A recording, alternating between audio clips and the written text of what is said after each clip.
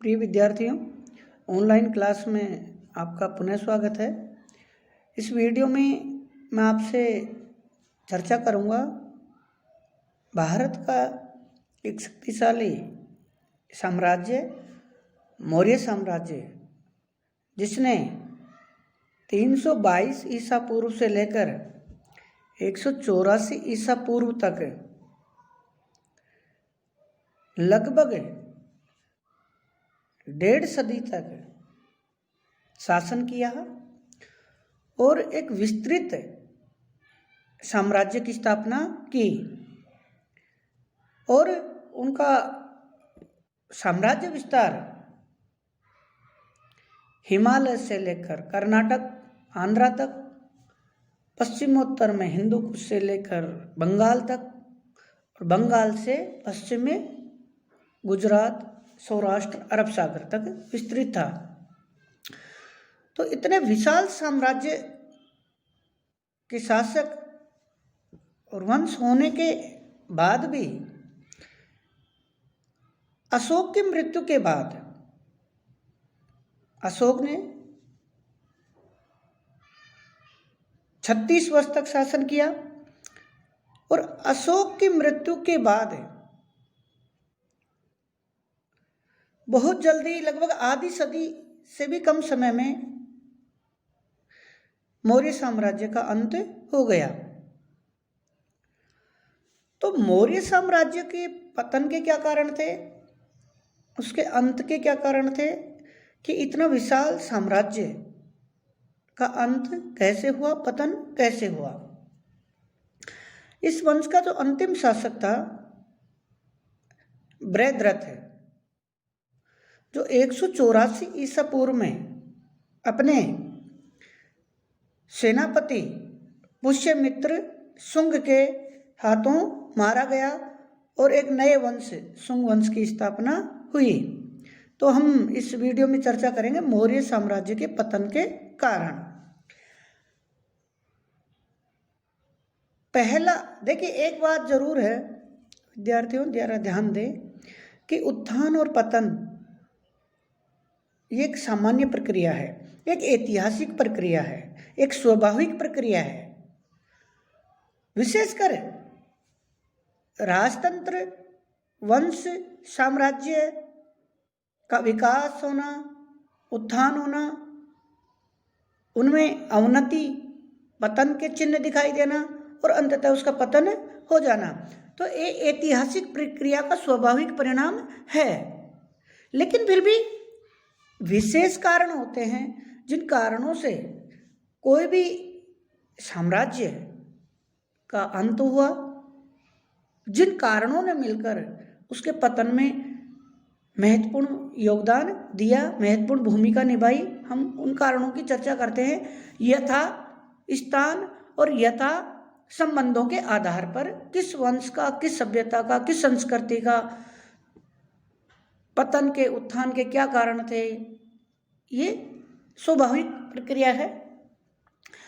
तो हम बात करते हैं मौर्य साम्राज्य के पतन के कारणों की। जैसे आपके विश्वविद्यालय पाठ्यक्रम के अनुसार जो क्रमबद्धता, या यूं कहें कि हम एक सिस्टम देखते हैं कि पॉइंट वाइज लिखना ताकि आपके अच्छे मार्क्स मिलें, तो उस विचार से बात करेंगे। तो पहला जो कारण था वो था क्योंकि राजतंत्र में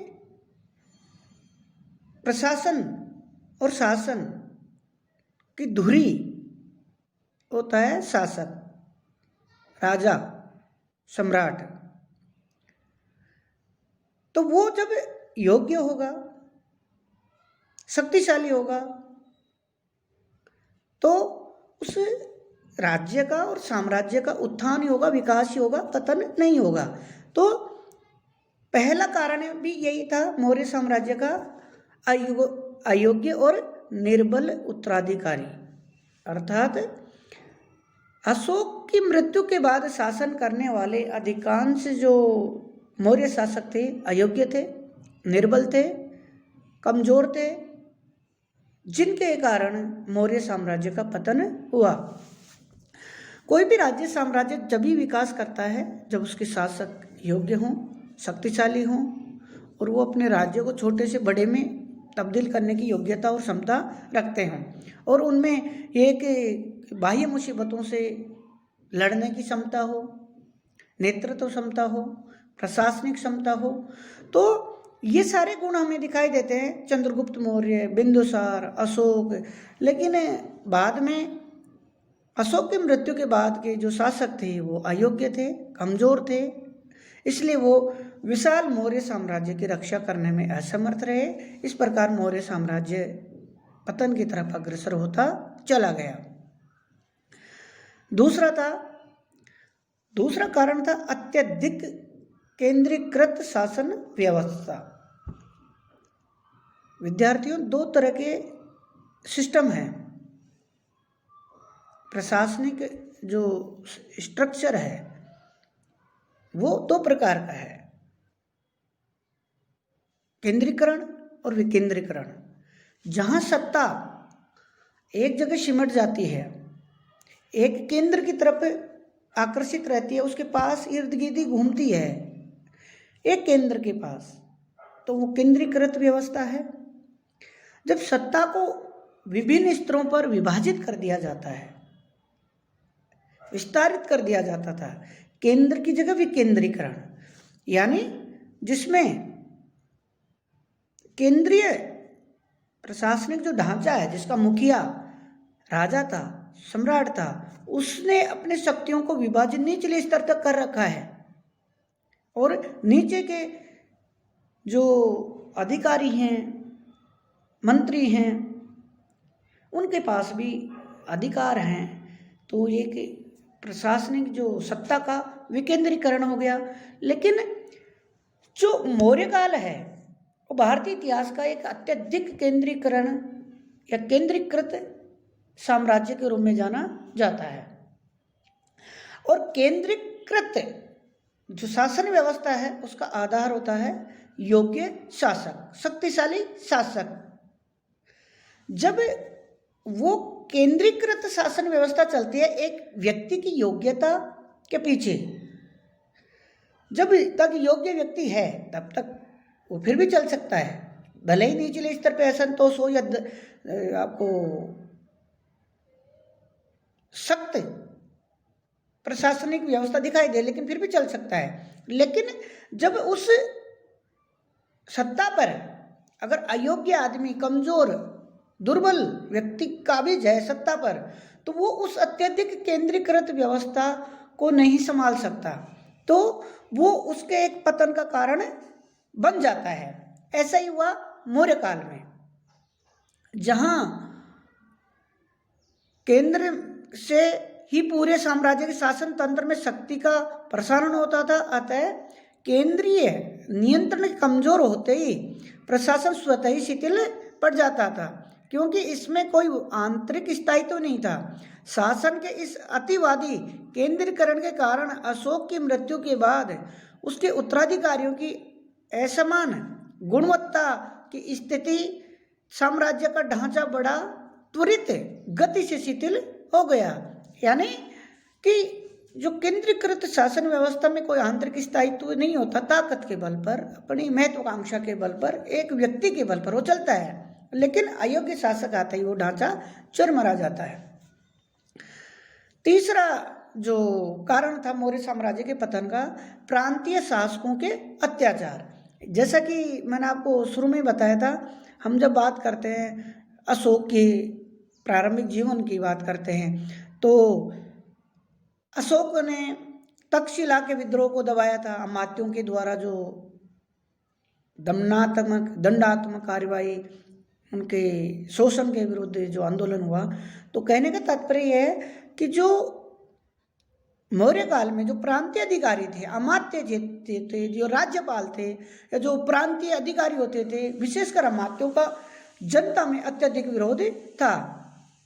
जब अशोक तक्षशिला के विद्रोह को दबाने गया तो वहां के लोगों ने अशोक को कहा कि ये राजकुमार, हम ना तो राजा के खिलाफ है न साम्राज्य के खिलाफ है, हम इन दुष्ट अमात्यों से परेशान हैं, ये हमारा शोषण करते हैं। तो प्रांतीय अधिकारी जनता का शोषण करते थे, उनको परेशान करते थे। अब आप जानते हैं कि जब अधिकारी मौर्य प्रशासनिक अधिकारी थे, अमात्य थे, अधिकारी प्रांतीय गवर्नर वगैरह तो थे, तो मौर्य प्रशासन भाग व्यवस्था का भाग ही तो थे। तो बदनाम कौन होता है? सम्राट होता था। केंद्रीय आंच किस पे आती थी? मौर्य वंश पे, मौर्य शासकों पे। तो प्रांतीय शासकों के अत्याचार के कारण भी जो प्रांतीय जो प्रजा थी, उसकी जनता थी, वो मौर्य शासकों से रुष्ट रहती थी, उनके अत्याचारों से परेशान होकर, और वो समय समय पर विद्रोह भी करती रहती थी।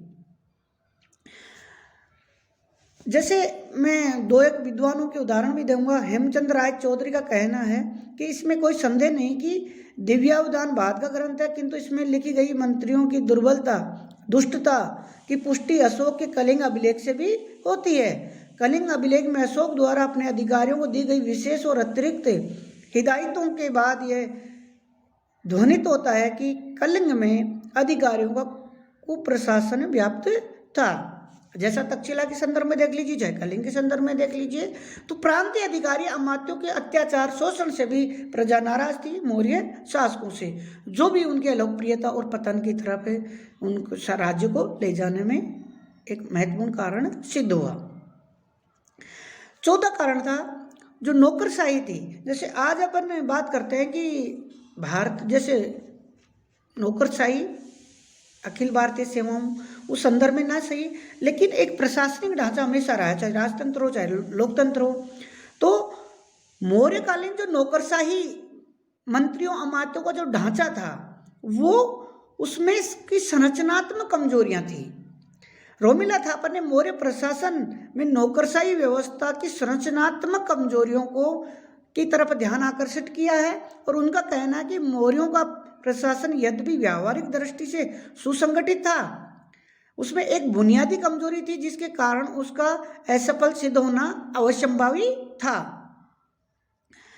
इस संबंध में डॉक्टर रोमिला थापर ने नौकरशाही व्यवस्था में नियुक्तियों की निरंकुश प्रणाली की ओर ध्यान आकर्षित किया, जिसमें महाराज्यपालों द्वारा नियुक्त स्थानीय राज्यपाल अपनी इच्छा के अनुसार अपने अधिकारियों को चुनाव करते थे, और पूरे शासन तंत्र में नियुक्तियों के मामले में लेकर यही पद्धति दोहराई जाती थी। थापर का मानना है कि एक सुयोग्य एवं सुप्रसिद्ध नौकरशाही राजनीतिक अस्थिरता के दौर में थी, प्रशासन को संगठित एवं गतिमान बनाए रखने में सक्षम हो सकती थी। इस संबंध में उन्होंने चीन में अधिकारियों के चयन के लिए की जाने वाली परीक्षा प्रणाली और भारत के ब्रिटिश शासकों द्वारा अधिकारियों के चयन के लिए की जाने वाली नियमित परीक्षाओं की उपयोगिता की ओर ध्यान आकर्षित किया है। अगर मौर्यों ने भी ऐसी प्रणाली को अपनाया होता और उनका प्रशासनिक ढांचा और योग्य हो सकता था, और जो अयोग्य नौकरशाही थी, प्रशासनिक प्रणाली थी, जिसके कारण मौर्य प्रशासनिक व्यवस्था शिथिल हुई, पतन की तरफ हुई, शायद नहीं होती। पांचवा जो कारण था मौर्य साम्राज्य के पतन का, वो था परवर्ती क्षेत्रों में भौतिक ज्ञान का प्रसार। मगध साम्राज्य का विस्तार कतिपय मूलभूत भौतिक श्रेष्ठताओं पर निर्भर था। मगध साम्राज्य के विस्तार के फलस्वरूप मध्य भारत, दक्कन तथा कलिंग में इस भौतिक ज्ञान का प्रचार होते ही गंगा घाटी जो साम्राज्य की मर्मस्थल थी, अपनी विशेष श्रेष्ठता खो बैठी। Doctor R S. शर्मा कहते हैं कि लोहे के औजारों और हथियारों के बाह्य प्रांतों में नियमित प्रयोग तथा मौर्य साम्राज्य का ह्रास और पतन साथ साथ हुआ। मगध साम्राज्य के प्राप्त भौतिक संस्कृति के ज्ञान के आधार पर नए राजवंशों की स्थापना एवं विकास हुआ। मध्य भारत में शुंग एवं कर्ण वंश, कलिंग में चेदी वंश तथा दक्कन में सातवाहन वंश का उदय हुआ। तो जो बाह्य जो मौर्य साम्राज्य के बाहरी जो क्षेत्र थे, सीमावर्ती जो क्षेत्र थे, उनमें इन जो भौतिक सभ्यता और संस्कृति, हथियार, उनका उत्थान हुआ, उनका विकास हुआ। तो जो जो नई सभ्यता और संस्कृति चेतना आती गई, तो उन क्षेत्रों में नए नए राजवंशों की स्थापना होती गई, और इस प्रकार मौर्य साम्राज्य शिथिलता की तरफ अग्रसर होता गया। छठा कारण था मौर्य साम्राज्य के पतन का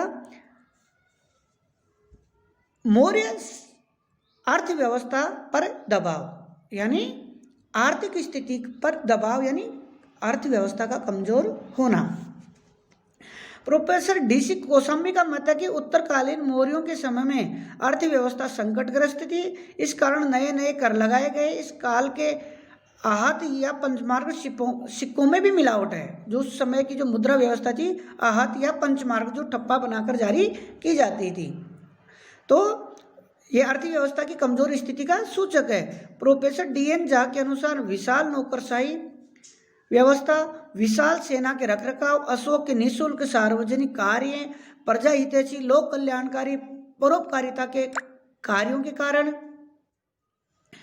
शाही खजाना, जो मौर्य खजाना था, वो खाली होने के कगार पर जा रहा था। अतः विद्वानों के मत की पुष्टि करने वाले ठोस प्रमाण नहीं मिलते, बल्कि दूसरे और विदेशी वृत्तांत समकालीन भौतिक अवशेष अर्थव्यवस्था को विकास मान स्थिति का चित्र प्रस्तुत करते हैं। लेकिन इसमें कोई दोहरा नहीं है कि मौर्य जो प्रशासनिक व्यवस्था, विशाल सेना, ढांचा, खर्चा, व्यय, इसमें आय और व्यय में इतना बेहतर तालमेल नहीं था, इसलिए नए नए कर लगाए गए।